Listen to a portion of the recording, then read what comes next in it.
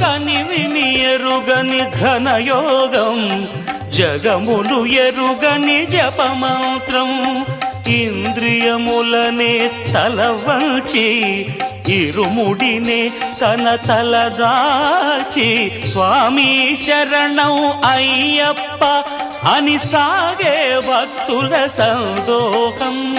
స్వామి శరణం అయ్యప్ప శరణం స్వామి శరణం అయ్యప్ప శరణం స్వామి శరణం అయ్యప్ప శరణం